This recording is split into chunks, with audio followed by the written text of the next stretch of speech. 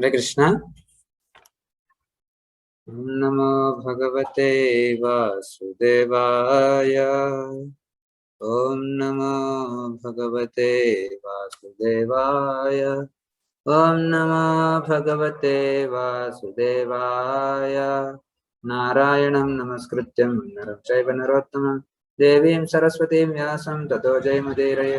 नष्टप्राये स्वभद्रेषु नित्यं भागवत सेवया भगवति उत्तमश्लोके भक्तिर्भवति नैष्टिकी। कृष्णाय वासुदेवाय देवकी नन्दनाय च नन्दगोपकुमाराय गोविन्दाय नमो नमः। पंचतत्त्वात्मकं कृष्णं भक्तरूपस्वरूपकं भक्तावतारं भक्ताख्यं नमामि भक्तशक्तिकं। हे कृष्ण करुणा सिन्धु दीनबन्धु जगत्पते गोपेश गोपिका कान्त राधा कान्त नमोऽस्तुते। तप्त काञ्चन गौराङ्गी राधे वृन्दावनेश्वरी वृषभानुसुते देवी प्रणमामि हरिप्रिये। वाञ्छाकल्पतरुभ्यश्च कृपा सिन्धुभ्य एव च पतितानां पावनेभ्यो वैष्णवेभ्यो नमो नमः। जय श्री कृष्ण चैतन्य प्रभु नित्यानंद श्री अद्वैत गदाधर श्रीवासादि गौर भक्त वृंद।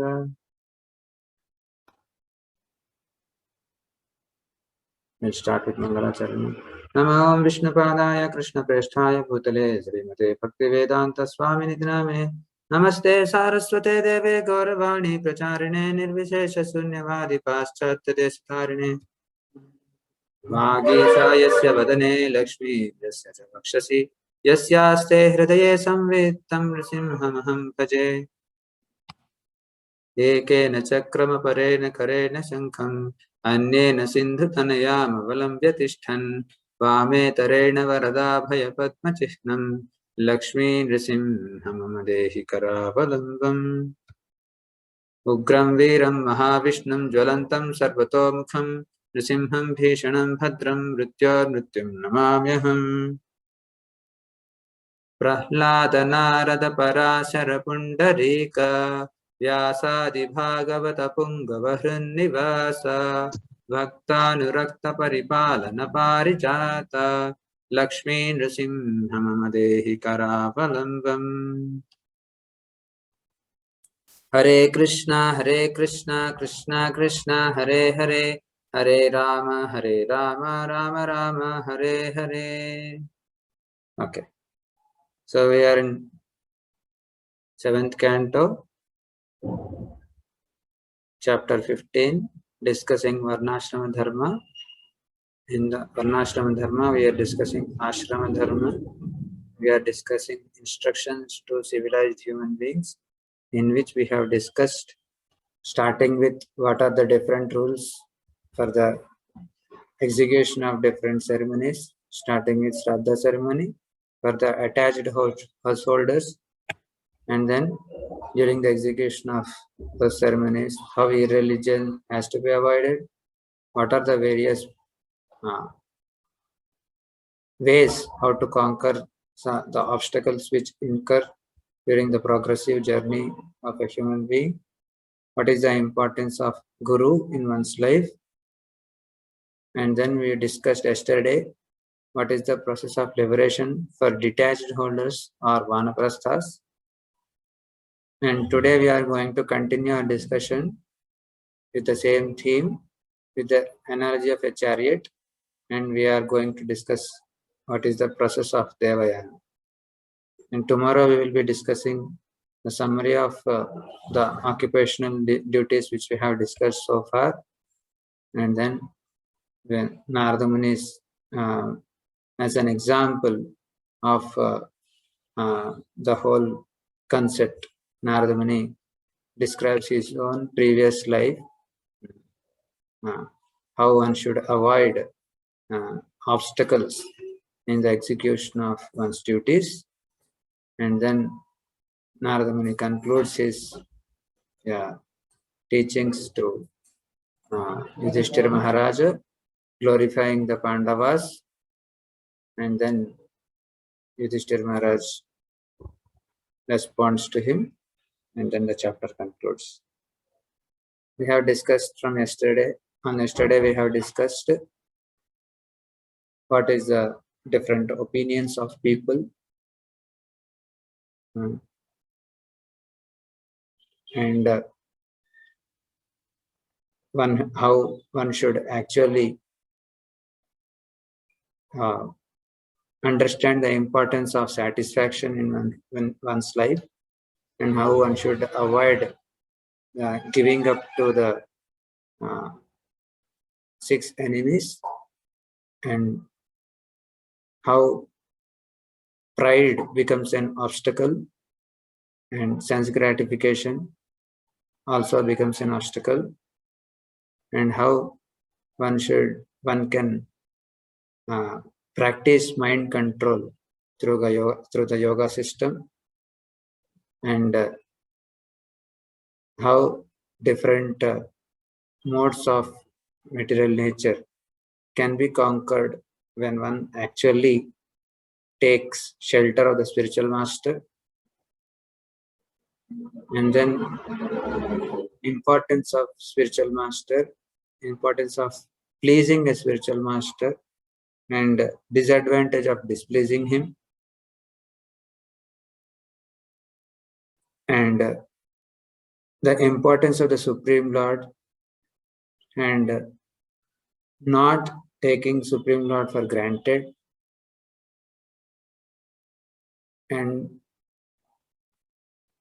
how all the sacrifices and performances are actually directed towards that Supreme Lord, and what is the benefit of worshipping the Supreme Lord and taking shelter of the Supreme Lord in exclusive devotional service and not otherwise, and the importance of conquering one's mind, and how one can conquer his mind through the practice of mystic yoga, and how one has to restrain the mind from sense objects and with determination bring it back under control. And then what happens when one regularly practices in this way, and then the state of the eternal bliss when he perfects the mystic yoga system. And then but there are some people who may use this process as an excuse to show off themselves and to conduct a living and cheat others. So those people are condemned. And the importance of the order of sannyasa, and how one should be vigilant enough not to give in to sense gratification after progressing to a different ashrama stage, and to be vigilant of the torment of the senses, and not to be a pretender and cheat oneself and others. That is described. And what are the don'ts for different ashramas? A brahmachari, a grihastha, and a vanaprastha are described. And then what should be a person's reaction when one sees such a person is described. One should keep distance from him. A normal, sane human being, if he sees a cheater, a pretender, if he should not associate with him, and he can show compassion upon him by teaching the science of devotional service, by which he can be reinstated in his original position that we have discussed yesterday. And then we are going to discuss now that same concept with the analogy of a chariot. Atmanam ched vijaniyat param jnana dhutashayah kim icchan kasyava heto deham pushnati lampatah. Atmanam ched vijaniyat. The human form of body is meant for understanding the self and the supreme self. Param Jnana Dhutashaya, the Supreme Personality of Godhead. Who is that Supreme Self? The Supreme Personality of Godhead, both of whom are transcendentally situated. Param Jnana Dhutashaya. If both of them can be understood when one is purified by advanced knowledge, Param Jnana Dhutashaya, Kim Icchan Kasyava Heto Deham Pushnati Lampataha. For what reason and for whom does a foolish, greedy person maintain the body for sense gratification? Kim Ichcham, for what desire, and Kasyava Heto, for what cause, Deham Pushnati. One has to nourish the body for sense gratification. What fool does that? See, if the Supreme Self and the Supreme Self, who is the Supreme Lord, and the Self, both of them who are present in this body, if the if they are to be understood by purified advanced knowledge, why one has to actually maintain body for sense gratification? So the idea is, the idea of human form of life is gradually elevate oneself to the process, to the path of transcendence, from the bodily concept to the spiritual concept. So there are different stages of human existence. We exist in different koshas. Koshas, we say, stages. Annamaya kosha, pranamaya kosha, jnanamaya kosha, vijnanamaya kosha. And then one actually becomes a devotee, a bhakta, one who is actually situated in one's own transcendental position as the servant of the Supreme Personality of Godhead. That is the actual position of a living entity. And all these stages are a gradual elevation. So a child, when a child is born, he is actually in a stage where he is more concerned about eating. The children we see, whatever you see, they put it in their mouth. So they are eating conscious. And after some time, they are protective of their body, pranamaya kosha. And then after some time, they start acquiring knowledge. So jnanamaya kosha. And through the Middle Ages, one may get through vijnanamaya kosha. This is in general I am saying. So one actually gains wisdom, means that knowledge which he has acquired, he will digest that knowledge. That turns into wisdom. Vijnanamaya kosha. So, and one progress, if one is fortunate enough to contact a devotional service, he further progresses in devotional service, and ultimately he will become a bhakta of the Supreme Personality of Godhead. So, if that Supreme Personality of Godhead can actually be realized through jnana, a purified jnana, why we have to stay in a bodily concept of life? Ahuhu dese Shariram Ratha Indriyani Hayan Abhishun Mana Indriyesham Vartmani Matra Dishanam cha Sutam Vatmani Matra Dishanam cha Sutam Satvam Bruhad Bandhuram Isha Srishtam, saying Ahu Shariram Ratha Indriyani. So this sharira, this body is like a ratha. Indriyani hayan abhishunmana indriyesham. Indriyani hayan. The senses are like the horses. Abhishun. Abhishun manaha. These are abhishun manaha indriya esham. So these horses are tied by ropes.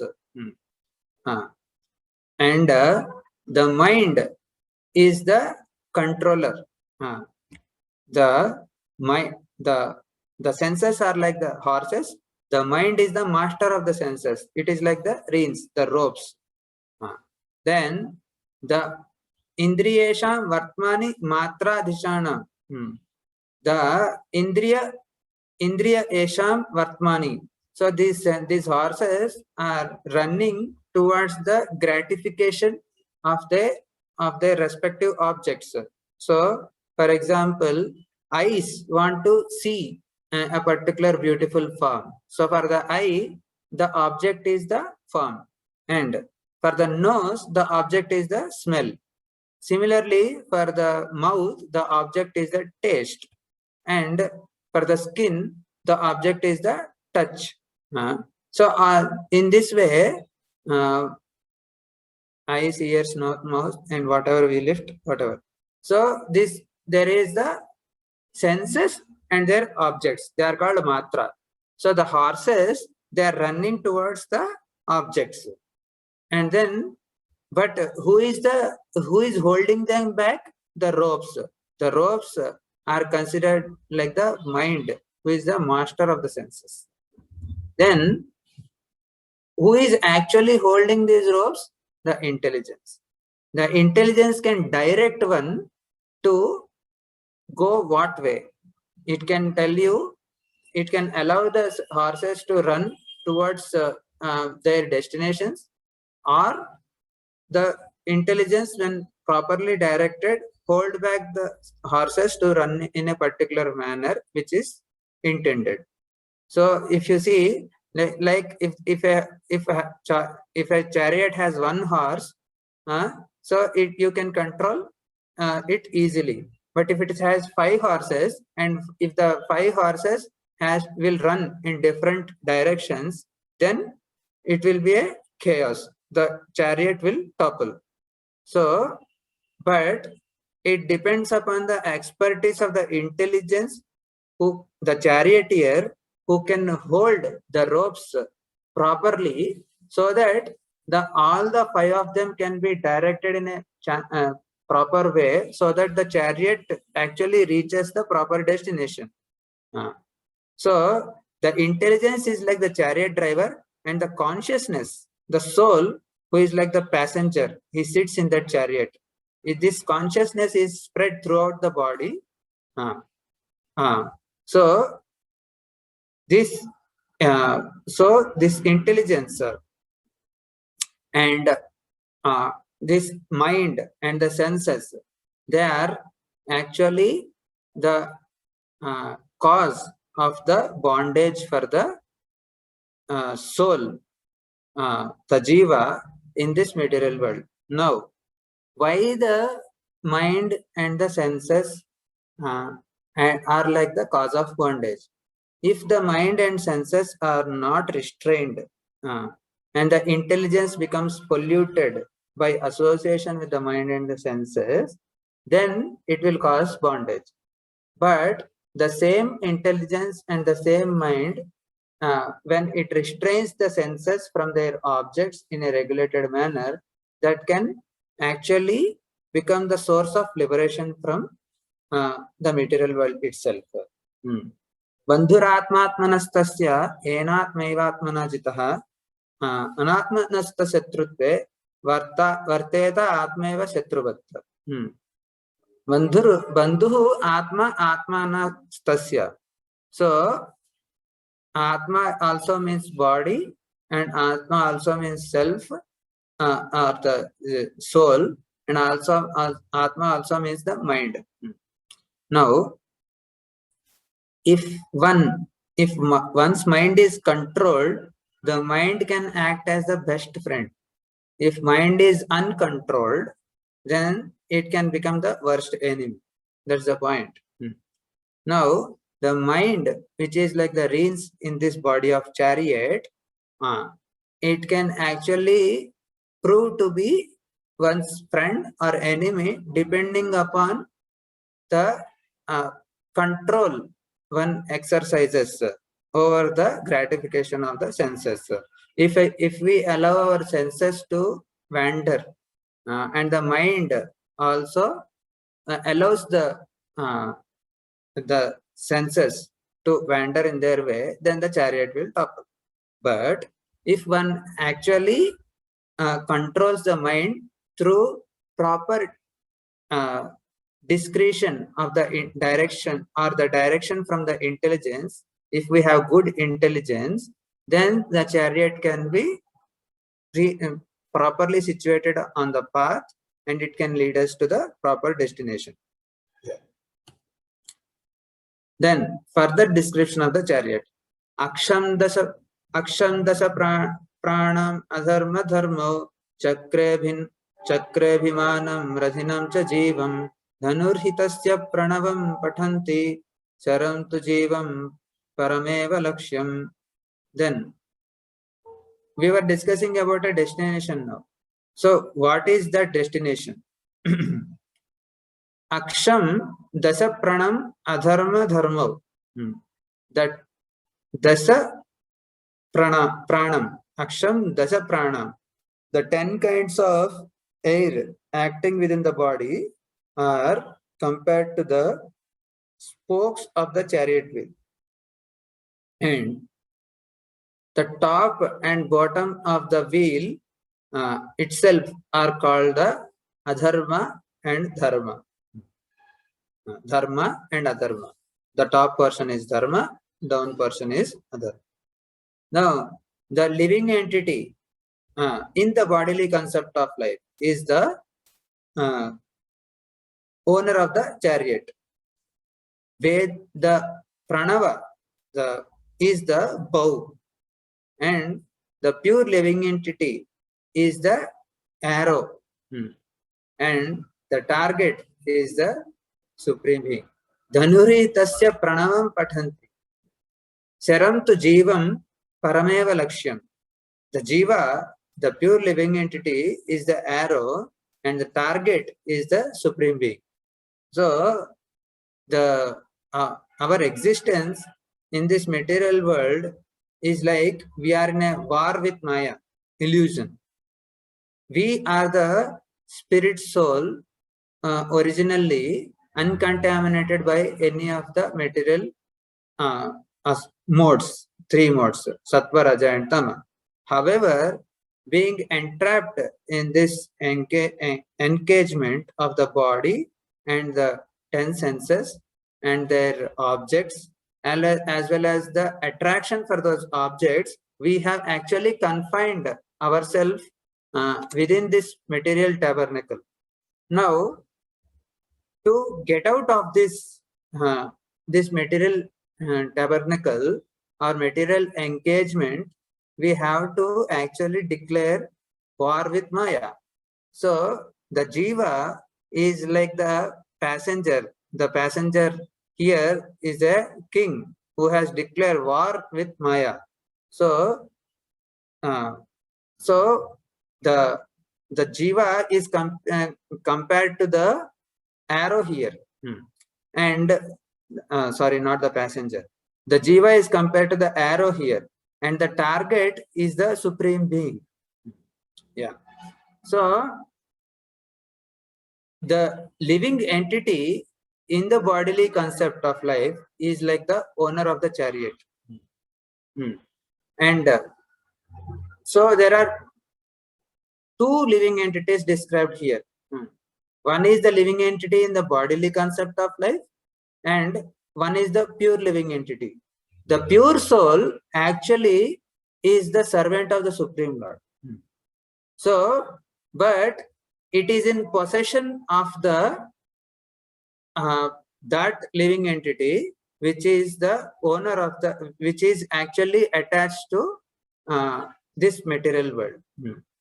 So one actually have to free ourselves from the bodily concept of life, and we have to reach the original target. So the originally the living entity is Sat Chit Ananda Vigraha. So it is eternal, and it is full of knowledge and full of bliss. These are the 3 characteristics of the living entity. Now, when it has a bodily concept of life, that is called actually false ego. But the real ego is of being the servant of the Supreme Lord. So what is the servant's business? To render the service to the Supreme Lord. So So here in this analogy, he is compared to the arrow, and the arrow's target is the lotus feet of the Supreme Lord. So, and this 10 kinds of air and the spokes of the wheel and the top and bottom of the wheel, they are considered two different objects. So the top and bottom of the wheel are considered to the religion dharma and adharma, and the spokes are considered like compared to the 10 life airs within our body. So like this. So the important thing is we have to actually focus on the target, which is the lotus feet of the Supreme Lord. Rajapramada Kshunnidra Satravastva Evamadayaha Rajastama Prakritayaha Sattva Prakritayah Kvachit Rago Dveshascha Lobhascha Soka Moho Bhayam Madaha Mano Avamano Asuya Cha Maya Himsa Cha Matsaraha. Now, what are the different enemies with which the soul has to fight? In the conditioned stage, one's conceptions of life are polluted by passion and ignorance. Raja Pramadaha. And what are the symptoms of that conditional stage when one is polluted by passion and ignorance? They are exhibited by attachment and hostility, greed, lamentation, illusion, fear, madness, false prestige, insults, fault finding, deception, envy, intolerance, passion, bewilderment, hunger, and sleep. All of these are enemies. Sometimes one's conceptions are also polluted by goodness. So the whole thing, whatever emotions we experience in this body due to attachment to the sense gratification is described here, which is under the supervision of the three modes here. So in the conditioned stage, Prakrite Kriyamanani Gunai Karmani Sarvasaha Ahankara Vimudhatma Kartahamiti Manyate. So the material nature consisting of three modes actually controls the living entity. And the soul thinks that actually he is doing, whereas in actuality everything is carried out by the modes of material nature. So the modes of material nature, when they are attached to the bodily concept of life, they exhibit all these kinds of emotions which we are described here. Especially in the modes, among the three modes, the modes of passion and ignorance are considered to be detrimental to the progress of a living entity on the path of transcendence. So one has to actually get free from this modes. So one has to first get free oneself from the bondage of passion and ignorance. So what is the that which binds one to these different kinds of modes we have discussed in the previous sections, and especially this has been elaborately described in the Bhagavad Gita, how different modes can bind a living entity to different things of this material world. So we have to actually get free from the modes. Yavanrukaya radham Yavanrukaya dhatte garishta charana archanaya nishatam jnanasinam achyutabalo dadhat ashtasatru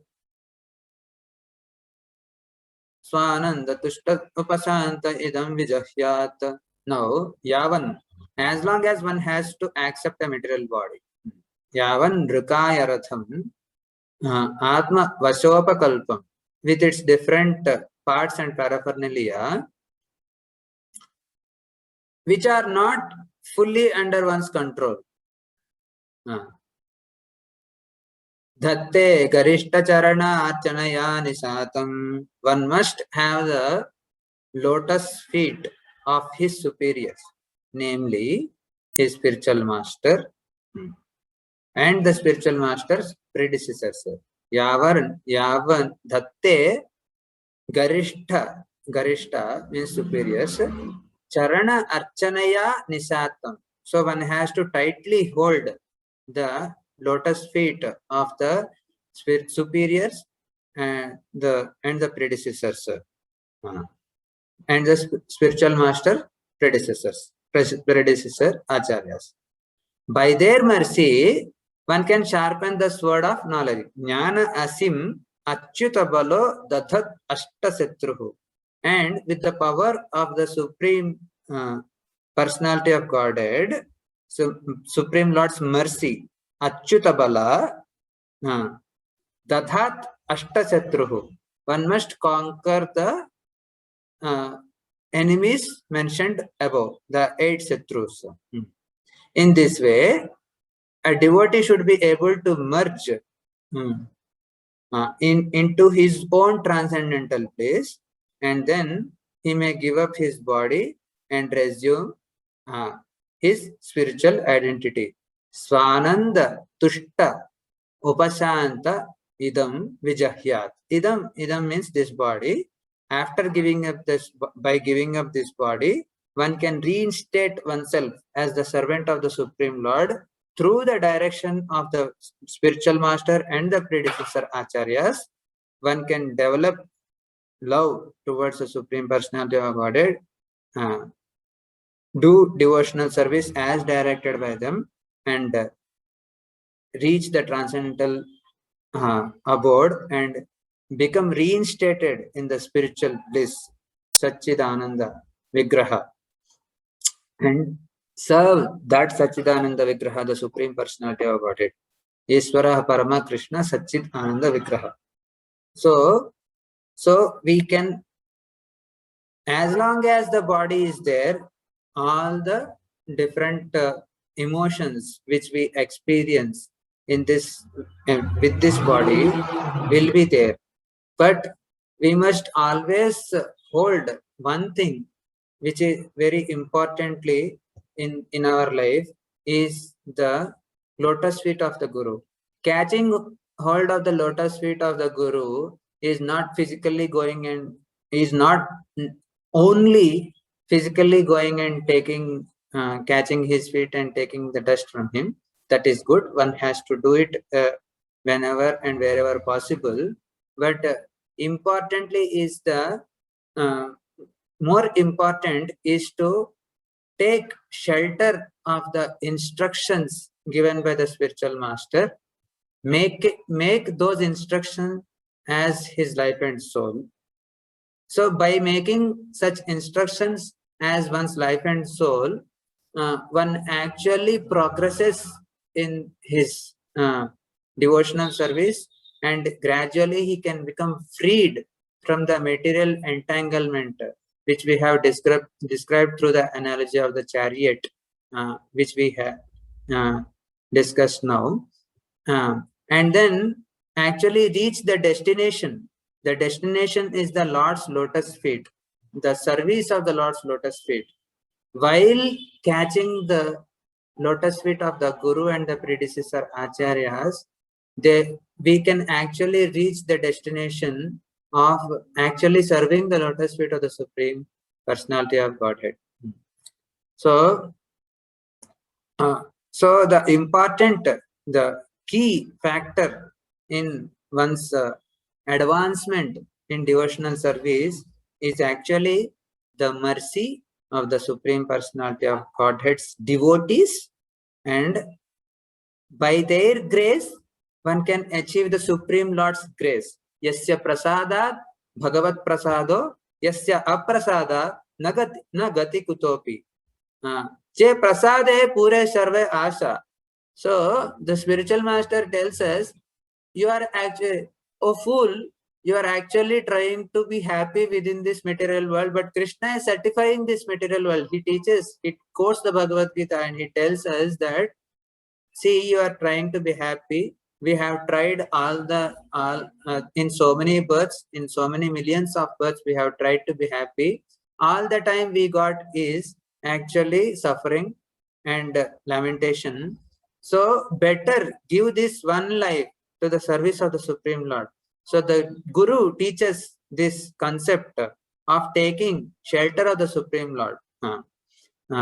The Guru, we sing every day in the Guruvashtakam. We say that Sri Vigraharadhana Nityanana Sringaratan Mandira Marjanado. So the spiritual master, he will engage the disciple in serving the Supreme Lord through Mandira Marjanado. He will order the disciple to cleanse the temple of the Supreme Lord. He will tell him, get ingredients to worship the Supreme Lord. He will tell him, decorate the deities of the Supreme Lord. He will offer foodstuffs to the Supreme Lord. By doing these activities, when we are actually pleasing the Supreme Lord through every aspect of our life. So, for example, we clean our house, we clothe ourselves, we eat food for ourselves. But when all these faculties are directed in the devotional service of the Supreme Lord, connected with the Supreme Personality of Godhead, gradually there is a transformation in one's existence. There is a purification which happens in the soul through the connection of those activities with the Supreme Lord by the direction of the spiritual master. So spiritual master actually plays a very important role in a jiva's liberation from material existence. So one has to be very actually grateful for what he receives from the spiritual master, and hold his lotus feet tightly within one's heart. And the holding is of the lotus feet is expressed or felt through the attitude of gratitude one cultivates in one's own heart. It is not so exhibited outwardly, but it is more internal. Yeah. No chet pramattam asadindriya vajisuta nitva patham vishayadasyasu nikshipanti tedasya vasahaya sutam amutamondhe samsara kopa urmrityu bhaye kshipanti. Then, if one does not take the shelter of the lotus feet of Achyuta and Baladeva, then what will happen? Now you see, this is like a uncontrolled chariot. Then the senses acting as the horses and the intelligence acting as a driver, both being prone to material contamination, inattentively bring the body, which acts as a chariot, to the path of sense gratification. When one is thus attracted by the rogues of Vishaya, eating, sleeping, and mating, the horses and the chariot driver are thrown into the blind dark well of material existence, and one is again put into dangerous and extremely fearful situation of repeated birth and death. Prahlad Maharaj said in his prayers, Jihvai kato achyuta vikarshati ma vitrupta granonyatas chapaladrik pachakarma shaktihi. Sishnonyata. So he said, Jihva ekato achyuta vikarshati ma vitrupta. My tongue is running in a different direction to gratify the sense of taste. My skin is running towards sense gratification by the touch, and my eyes are running towards the form, beautiful forms, to see beautiful forms. My nose is running towards beautiful smelling different fragrance, sweet fragrances. And then my ears are running towards sweet music. In this way, I am confused in this body. Like I am like I am like a person, a husband who has multiple co-wives. Each one of them is pulling me towards gratifying her instincts.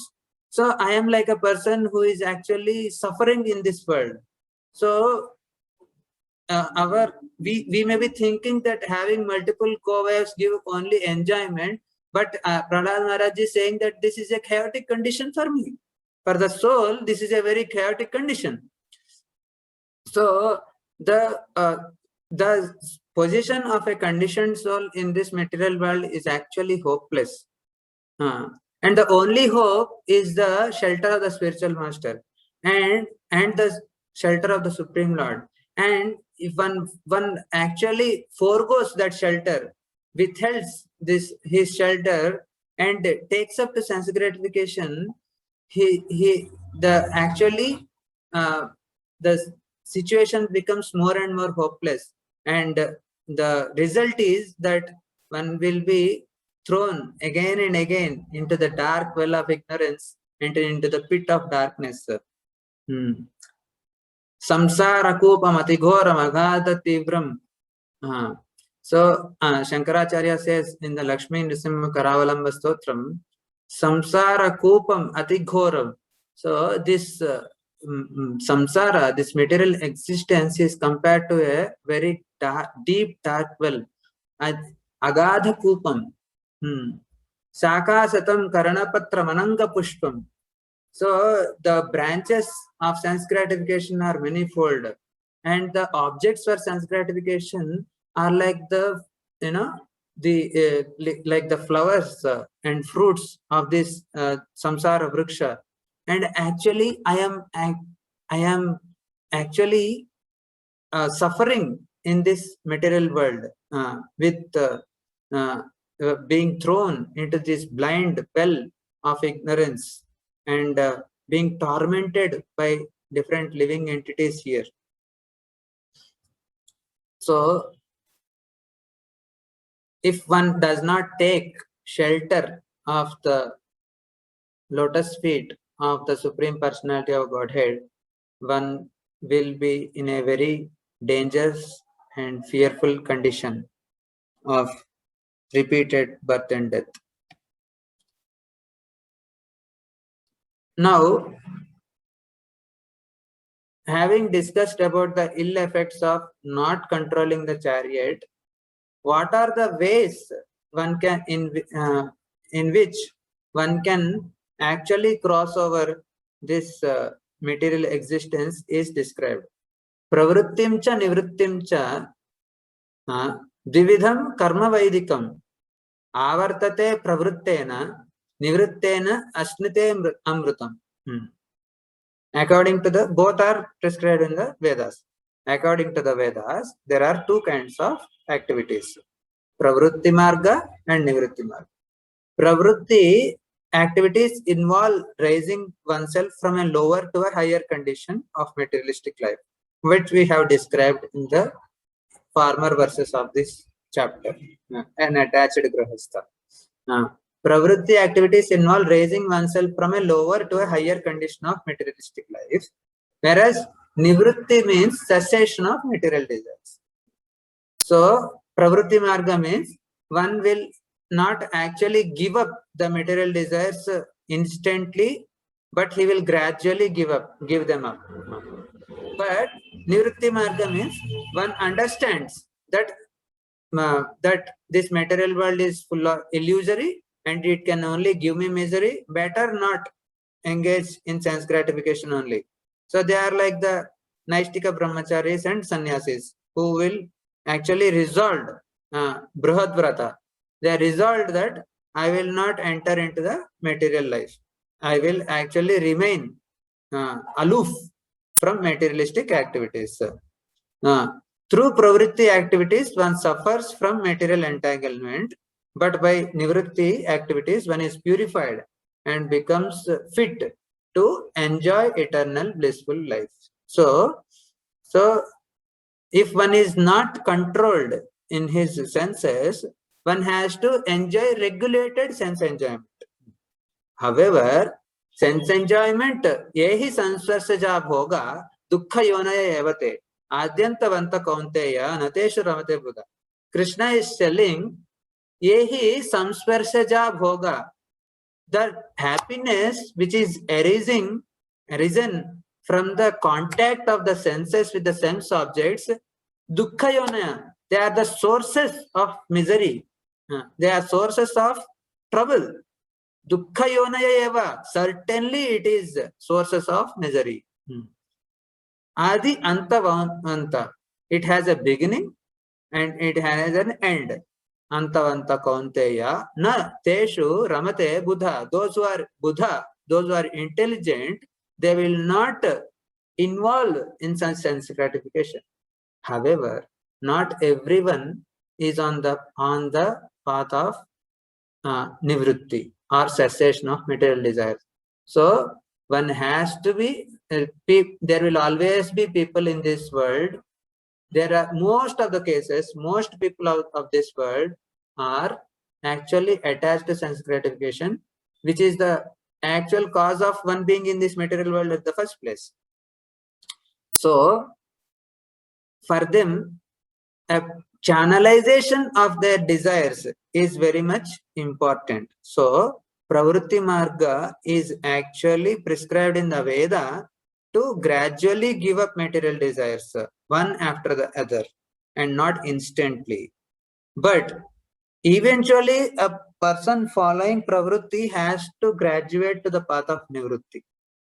So one has to actually attain that state of cessation of material desires, being purified.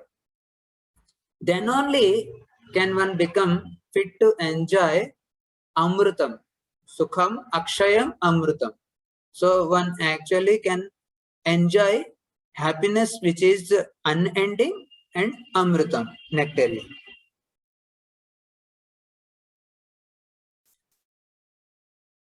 Himsram dravyamayam kamyam agnihotradyat asantidam tarshascha purnamasascha chaturmasyam pasusutaha.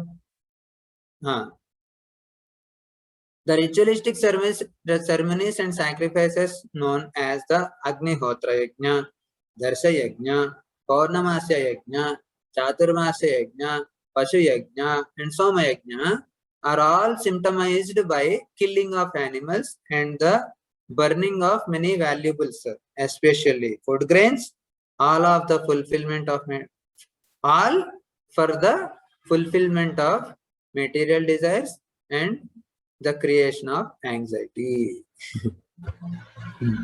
So why one will perform yajna? The karma cycle, the yajna cycle is described in the Bhagavad Gita. So it is said that annad bhavanti bhutani parjanyad anna sambhavaha yajnad bhavati parjanyo yajna karma what is called yajnad bhavati parjanyo. So annad bhavanti bhutani. So the living entities exist on food grains.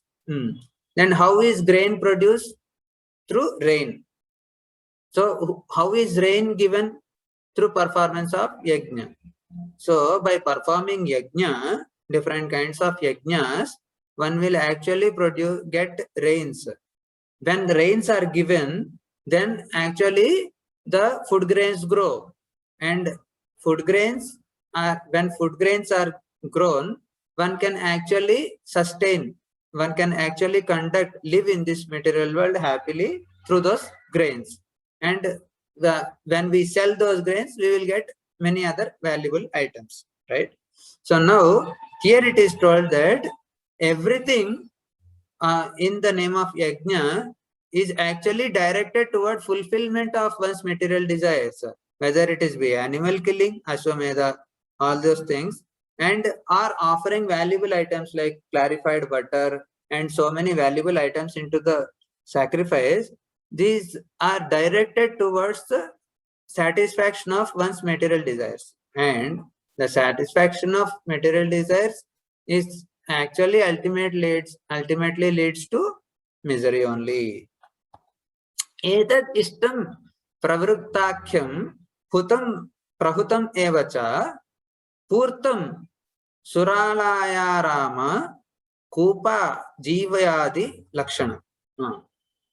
Performing such sacrifices, worshipping Vaiswadeva and performing the ceremony of Baliharana, which all supposedly constitute the goal of life, as well as constructing of temples for demigods, building resting houses and gardens, digging wells for distribution of water, establishing booths for such distribution of food, and performing activities for public welfare. These all are symptomized by attachment to material desires. Now, we see all this happening in this world, right? We see people who are actually, constructing temples. We see people actually building, satras to stay for residential. Especially we see in the places of pilgrimage. And then some people will build parks and gardens. Some dig wells for the distribution of water, and some establish langar, like distribution of food, annadana, one will do, and one will do many public welfare activities. All these are symptomized by attachment to material desires. Now one may got a question, sir. All the good work we do, you are attributing it to something which is, unwanted. The attitude in which one does is important. So Arjuna also says these reasons to Krishna why not to fight in the first chapter of the Bhagavad Gita. He says, when I kill the people in this war, my forefathers will not be getting oblations through yearly performance of Shraddha. The women will be polluted, and then the community projects will be stopped. What are the community projects? Digging of wells, distributing food, constructing gardens and parks. These are all the community projects, public welfare activities. So these all will be stopped. Adharmo vibhavat Krishna. So and then irreligion also will increase. So what is Arjuna referring to and what is being referred to here? The difference is in the attitude. These are all things essential for existence, human existence in this world. Worship of the Lord and his devotees in the form of demigods, and constructing houses for facilitating the pilgrims, building gardens, digging wells. All these are important. What is the attitude with which one is doing? Is it for actually getting pious elevation to the heavenly planets? That is okay on a lower level, but the higher purpose is to actually do it as a service to the Supreme Lord, as an offering to the Supreme Lord, in connection with the Supreme Lord. Then everything becomes sublime. So the activity in itself is not condemned. The intent with which it is done is condemned here. So these are all symptomized by attachment to material desires. So one can actually perform all these activities with attachment, or one can perform all these activities as a service to the Supreme Lord. For example, Yudhishthir Maharaj also done Rajasoya Yajna. Lord Ram also has done Ashwamedha Yajna. And then Bharat Maharaj had done so many yajnas. And then Prutu Maharaj done 100 Ashwamedha Yajnas. So if yajna is being condemned So why the pure devotees of the Supreme Lord have done it at the first place? Bali Maharaj has done 100 Aswamedha Yajna. So the intent of performance is important. Yajna dana tapak karma natyajyam iti. So Lord Krishna himself tells in the Bhagavad Gita, yajna, dana and tapa should never be given up. So what is Narada Muni hinting at here is that the intention in which it is done. So everything has to be done as an offering to the Supreme Lord. So neither cessation nor in engagement in the material life is recommended. One has to have a balance. So the balance is to have the proper conception of everything. So everything has to be dovetailed and connected to the Supreme Lord, then everything becomes sublime. So if one does not do that, then he will actually doing it for one's own enjoyment. So then that will cause that will be a cause of bondage. Yeah. द्रव्य सूक्ष्म विपक्ष विपाकश्च धूमो रात्रिरपक्षयः अयनं दक्षिणं सोमो दर्श औषधि विरुधः. Then when oblations of ghee and food grains like barley and sesame seeds are offered in sacrifice, they turn into celestial smoke, which carries one to successively higher planetary systems like the kingdoms of Dhuma, Ratri, Krishna Paksha, Dakshina, and ultimately the moon. We'll continue the narration. Annamreta iti kshmesha pitruyanam punarbhavaha ekaikasyenanu purvam bhutva bhutveha jayate. Then, however, the performers of sacrifice descend again to earth to become herbs, creepers, vegetables, and food grains. These are eaten by different living entities and turned into semen, which is injected into the female bodies. Thus, one takes birth again and again. Nishekadi smashanantaihi samskarai samskritodvijaha indriyeshu kriya yajnan jnana deepeshu jukvati. A twice born Brahmana, Dvija, gains his life by the grace of his parents through the process of purification known as Garbhadana. There are also other processes of purification until the end of life, when the funeral ceremony, Antyeshti, is performed. Thus, in due course, a qualified Brahmana becomes uninterested in materialistic activities and sacrifices, but he offers the sensual sacrifices in full knowledge into the working senses, which are the illuminated by the fire of knowledge. Indriyani manasyurmau vachi vaikariki manaha vacham varna samamnaye tam omkare sarvanya swarenyaset omkaram bindunade tam tu prane mahatyamum. The mind is always agitated by waves of acceptance and rejection. Therefore, all the activities of the senses should be offered into the mind, which should be offered into one's words. Then one's words should be offered into the aggregate of all alphabets, which should be offered into the concise form of Omkara.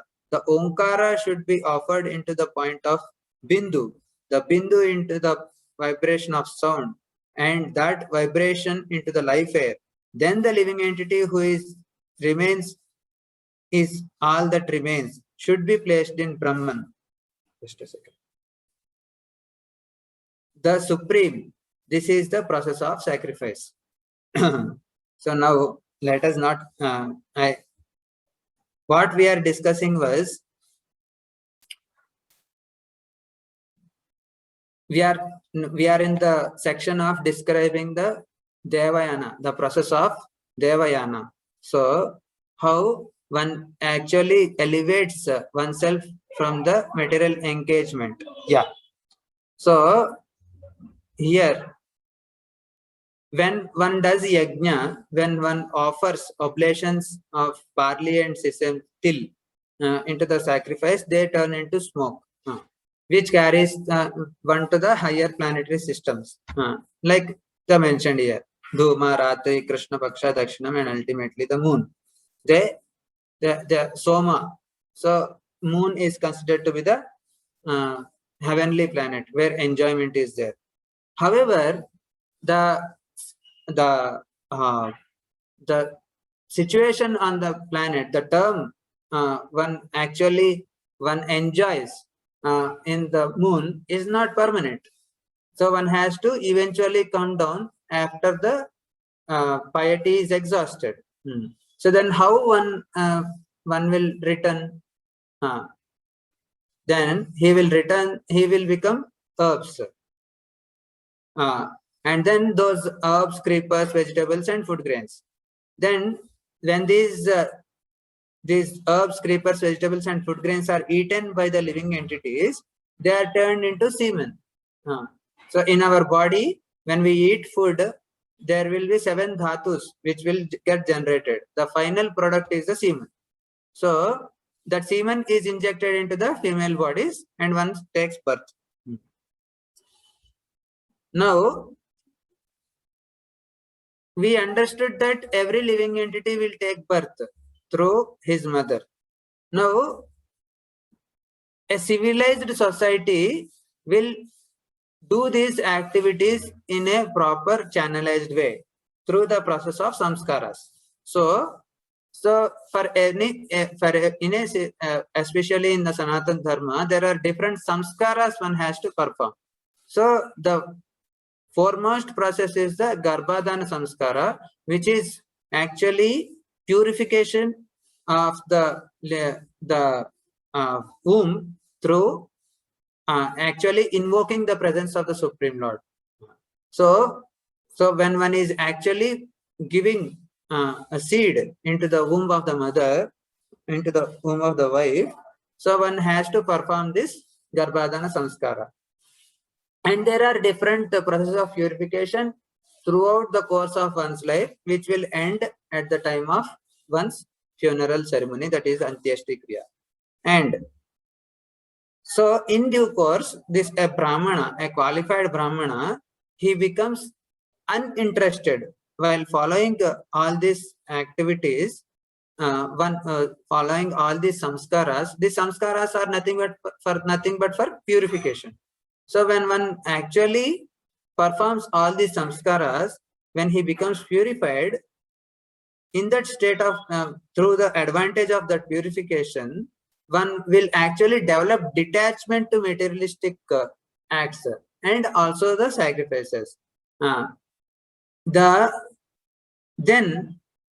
he offers the sensual sacrifices in full knowledge into the working senses, which are illuminated by the fire of knowledge. In essence, when one develops knowledge of the workings of this material nature, then there is a possibility of one not engaging these our senses in the gratification of their objects with the sense objects, or in short, to not engage oneself in sense gratification, but to have control and restraint over the senses. So this is possible by cultivation of knowledge, and then knowledge actually burns up all the ignorance in one's heart. Then now here we are describing the during the course of execution of that cultivating that knowledge, the important factor is to control the mind. So the nature of the mind is always accept or reject. So first one has to, as we have seen in the analogy of the chariot, one has to actually control the senses through the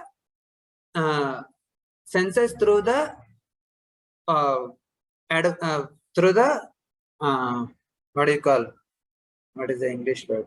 help of the mind. So because the mind is holding the senses, like the mind is like the rope which would actually hold the horses, which are compared to which are the senses. And then the mind, the mind should actually direct the words. So the when we have proper thoughts in our mind, that will actually give will be reflected in our words. And then the words also should be directed in such a way that everything should be offered into the Omkara. So why Omkara? Omkara is the representation of the transcendence, the Supreme Lord.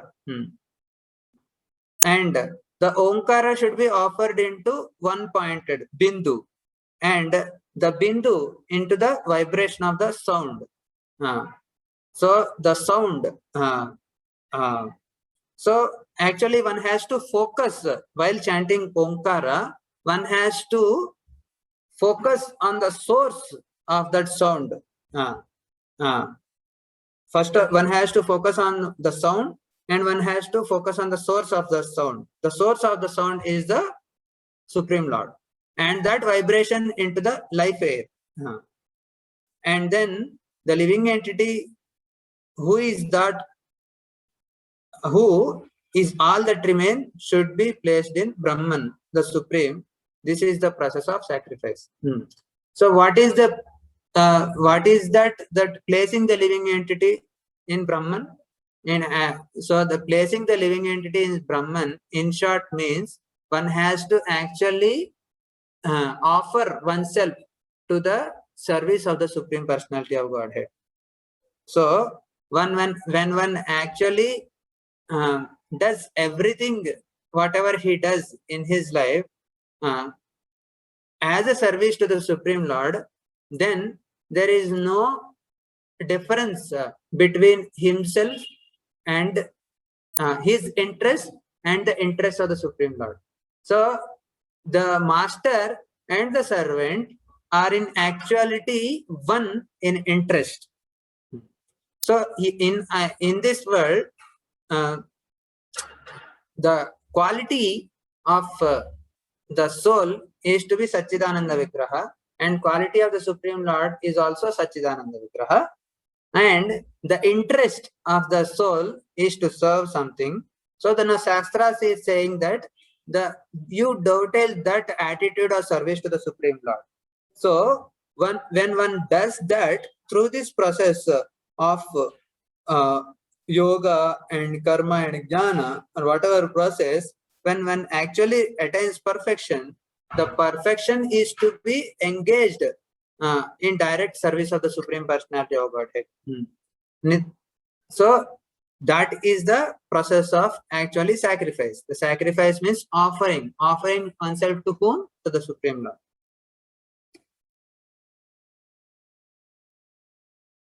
Now, we have crossed.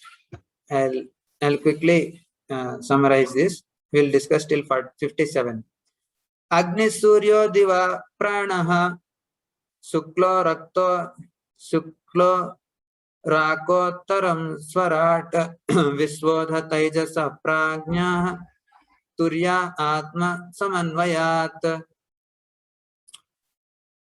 On this path of ascent, the progressive living entity enters the different worlds of fire, the sun, the day, the end of the day, the bright fortnight, the full moon, and the passing of the sun in the north, along with the presiding demigods. When he enters Brahmaloka, he enjoys life for millions of years, and finally his material designation comes to an end. He then comes to subtle designation, from which he attains causal designation, witnessing all previous states. Upon the annihilation of this causal state, he attains his pure state, in which he identifies with the super soul. In this way, the living entity becomes transcendental. Now, not to confuse with all the description here, the the gradual process of elevation, the gradual process of the different stages of liberation for the living entity are described here. First, one will actually detach oneself from the gross material elements of this world, and then the soul will get detached from the gross material elements of this world. So the gross material elements are 5 elements: earth, water, fire, air, ether. And then he will and then the different times in which one leaves his body are also described.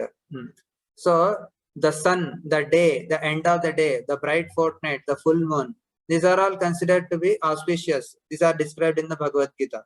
For the progressive living entity enters into these particular aspects of material existence, and then he finally reaches the Brahmaloka. Then the living entity who is pious enough, he stays along with Lord Brahma in the Brahmaloka for many millions of years, and then the soul gradually detaches himself from all the material designations, and then he will attain the purer state, which is the causal designation, that is a karana, means actually from which the living entity has come when he was descending from the spiritual world. So he will go back in the same path.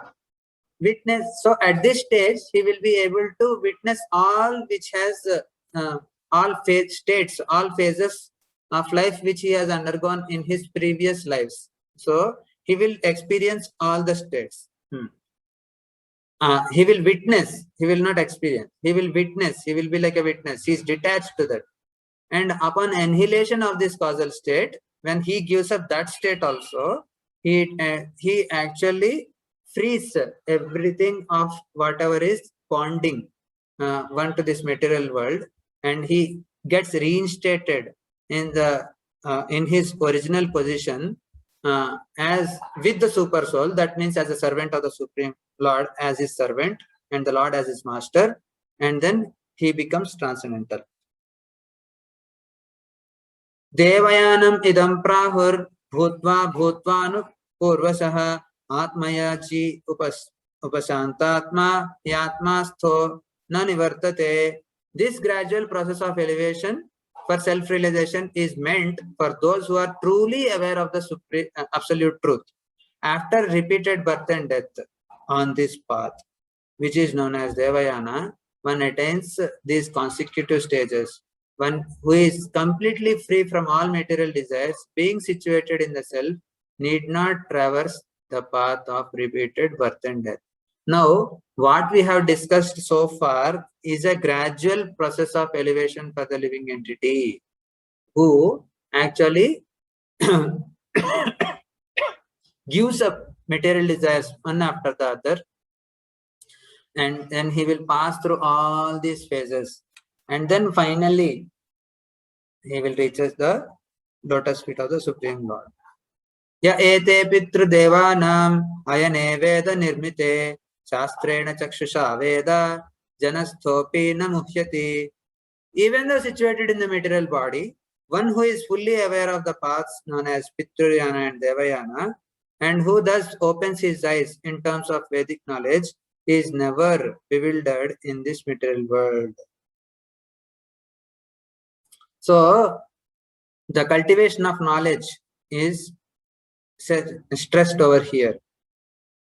So, if one has knowledge of different paths, then he is never bewildered.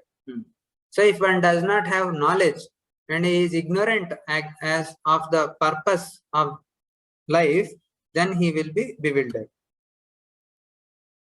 Adavante jananam sat bahirantas paravaram jnanam jnayam vacho vachyam tamo jyotistva ayam swayam. He who exists internally and externally, at the beginning and at the end of everything, and all of the living beings, as that which is enjoyable and as enjoyer of everything, superior and inferior. He is the supreme truth. He always exists as knowledge and the object of knowledge, as expression and the object of understanding, as darkness and as light. Thus, He, the Supreme Lord, is everything. I think we have described till here. So, we have discussed so far the gradual process of elevation, and that we have described the path of Devayana. So what we have discussed so far is, we have yesterday discussed the process of liberation for the detached householders, and we have continued the same narration with the analogy of a chariot, how a living entity in this world is bound in this material world, and then how one has to actually reach the target, that is the lotus feet of the Supreme Lord, and then the process of gradual elevation from material existence. We have described that, and Narada Muni now he is describing the summary of occupational duties, and then before he starts summarizing, he is describing how he is describing how one actually has to understand that whatever we have seen so far, through the analogy of the chariot and through the process of Devayana and Pitruyana, everything in this world is nothing but the Supreme Lord. So that one has to understand. Yeah. So I would like to stop here. So I have taken more time because this is a technical concept, and it would require some explanation. So at this point, I think we have gone overboard. If we have one or two questions, we can take. Otherwise, we can close. Hare Krishna, Prabhuji. Yes, Mataji. Prabhuji, today we have discussed the controlling of senses, right? Yes. So under what does anger come, Prabhuji, and how to control it? See, the controlling of senses, why anger comes is the question, right? Why and under what control does anger come? See, anger is an emotion, right? Like what we have discussed in the verse, where when one is overcome by passion and ignorance, one will feel different emotions, right? Which we have discussed. Okay. So anger is an emotion. So now the source of anger is frustration of desire. Okay. So when one's desires are not fulfilled, it will turn into anger. ध्यायते विषयान् पुंसः संगस्तेषुपजायते संगात् संजायते कामः कामात् क्रोधो विजायते. So it all starts with contemplation on the sense objects. So when one sees sense objects, when the eyes see a form, the nose experiences some smell, or the ears experience some sound. So there is a desire generated in the mind to enjoy that. So when we try to go and try to fulfill that desire, sometimes that object may be available or may not be available.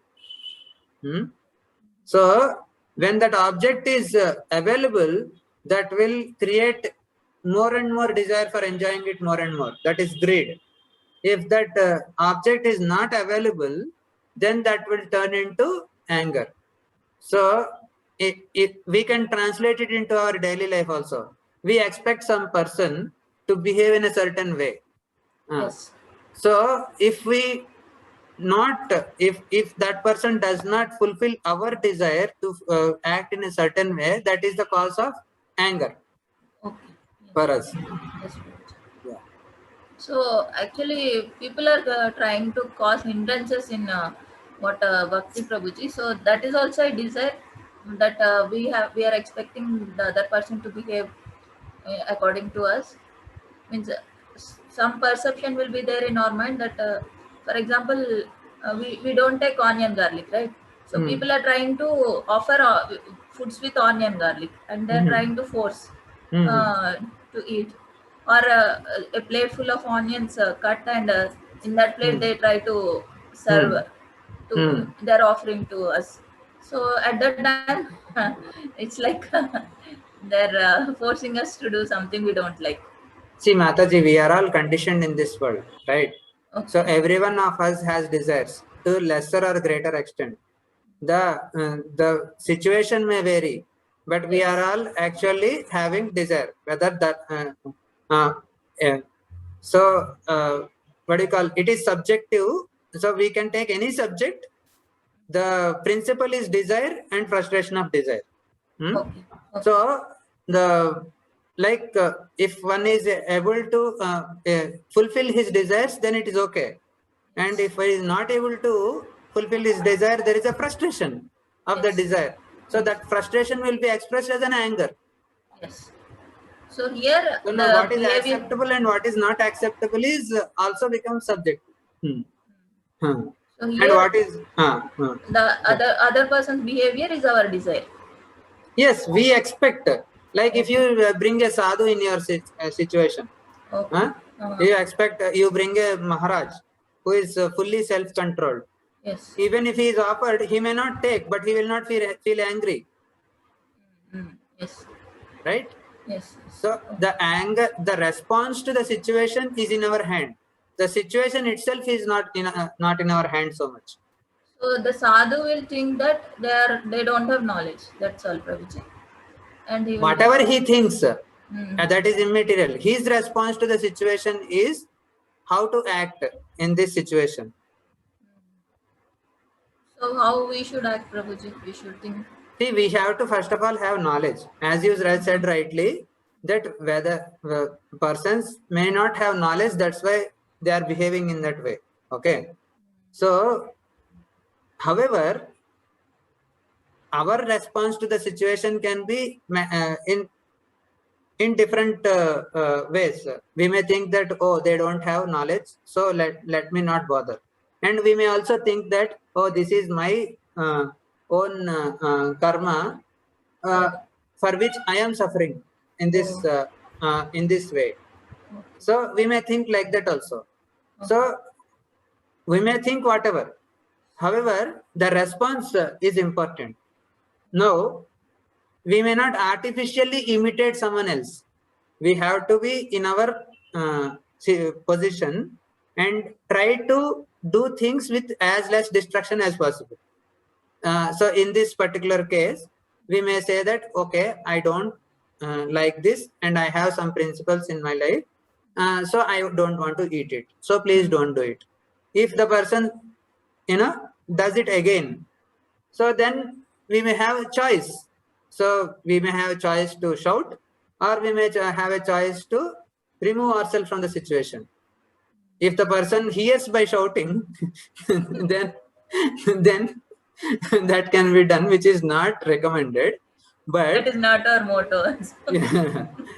So if the person doesn't hear, then remove ourselves from the situation. At least we will be peaceful, because by anger, the first sufferer is ourselves. Yes, Prabhu. Yes. We don't know whether the other person will get affected or not, but definitely we will be the sufferer. We will be sufferer. Yes. That is guaranteed, 500%. Yes, Prabhu. If you are a Teluguite, you know Telugu. Yes, Prabhu. తన కోపమే తన శత్రువు, తన శాంతమే తనకు రక్ష, దయ చుట్టంబవు, తన సంతోషమే స్వర్గము, తన దుఃఖమే నరకం Endru తథ్యము Sumathi. So we exhibit anger, and we are the actually first enemy of ourselves. Yes, thank you very much. And it does not mean that tomorrow, after hearing this class of Shamsundar Anandas, everyone will cease to be angry. It does not happen in day one. Gradually, one has to elevate oneself step by step. Having knowledge is important. When we know things, then we can implement. Yeah. Hare Krishna, Prabhuji. Yes.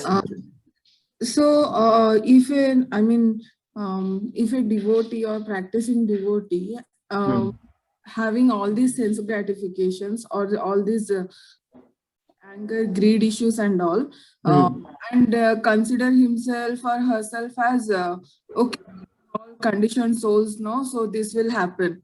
Consider himself as, when they realize that they are they are having anger and greed issues, and after that they will realize consider themselves as yeah, we are conditioned souls, no, so this will happen and it is okay. Is it acceptable, or they should work on correcting themselves and to avoid all these things? yeah, Mataji, there very good point. So first of all, to address a problem, one has to know what it is, right?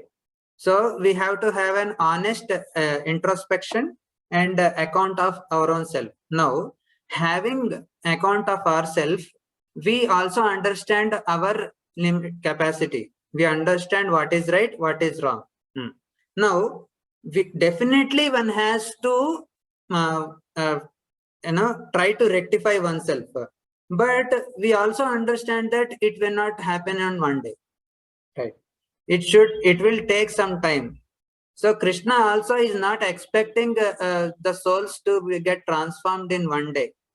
That's why he is giving so many ways. The process of Devayana, Pitruyana, which we have discussed so far, these are all alternative paths. So that means it is understood that everyone will not come to the perfectional stage on day one. So having an honest introspection and account of oneself is the first thing. And having had that, one should have a mature understanding of life as a whole, and not have a what do you call, eulogized and euphoric understanding of life. That is not one needs to be actually practical in some aspects, and not beat ourselves up, and not also beat others. So that's the point which we are trying to make here. I don't know whether I have answered your question properly. Now the point is we have to be as practical as possible. Yeah. So it is not all right to be shameless. All right to continue doing wrong. So that makes him one shameless. However, one need not see a person who is not coming to the perfectional stage and blame him, or one need not blame ourselves for not being perfect on day one. That's the point. Okay, so as you mentioned, like there are several paths to attain a certain stage in devotional service. So we shouldn't be take it as granted also, no? Definitely, taking things for granted means, Mataji, in all these things what we have discussed, the honest judge, the first best judge is ourselves. So what is our goal? Our goal is to advance, right? If that is our goal, then we will do the needful. Now, what is the needful is subjective. How much time one takes to attain a perfection depends upon that our endeavor and our sincerity and our seriousness. Okay. Yeah. If we are sincere, determined and serious enough, we may attain the perfection tomorrow or next moment. Okay, so sometimes it also happens, no, we don't know what we are doing, whether we are doing it is wrong or right, because we will be having our own perspective and the other person will be having their other perspective. Correct. In their perspective it would be wrong, but in our perspective it would be right. I mean, correct. We having something back in the mind. Correct. Will be not projected to others. So correct. In that case, and if the person is having ego issue as well, so in this situation they are not to accept that they have committed some wrong, they have committed something wrong. So in that situation, how come that person can be elevated? How come the person can correct himself or herself? Correct. So very good point. See Mataji, when we said that the honest judge is ourselves, that does not say that we do not fear anyone. Actually, we have discussed today also, one has to actually offer himself at the lotus feet of the Guru and the predecessor Acharyas. So when one is under the shelter of the lotus feet of the Guru and the previous Acharyas and the Vaishnavas and take guidance from them, then they will actually direct us onto the right path. So we should, and one more thing is, we should always have 2-3 people around us whom we can feel confident enough to share our everything with them and not judge us, for what we are, but to guide us onto the right path. So they are very important in our life. So a man is judged by his company. So we also, my mentor actually told this equation to me. One is, we have to have a 20 60 20 equation for us in terms of association.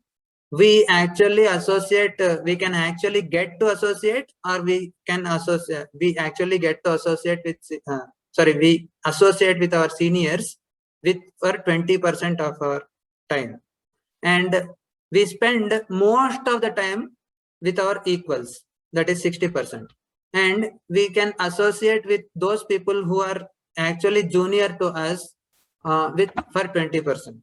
Now, why is equal association important? Equal association is important because they will tell us what is right and what is wrong on the face. So that is actually purified.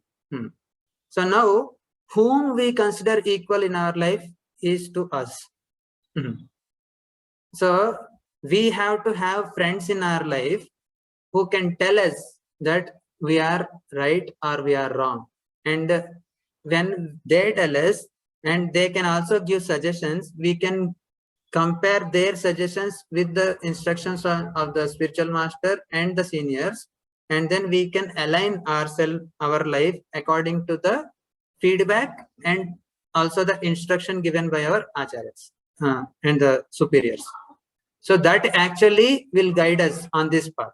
If the societal conditioning is in such a way that the friends are also like-minded only, equals are also like-minded, so in that situation, see, we have to keep company. Now, when the goal is fixed, then we will choose the association also accordingly, right?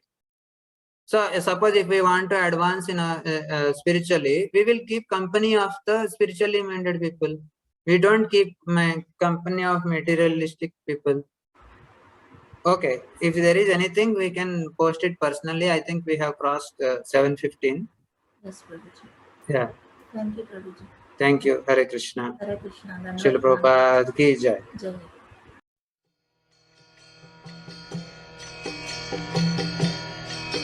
Hare Krishna, Krishna Krishna, Hare Hare, Hare Rama, Hare Rama.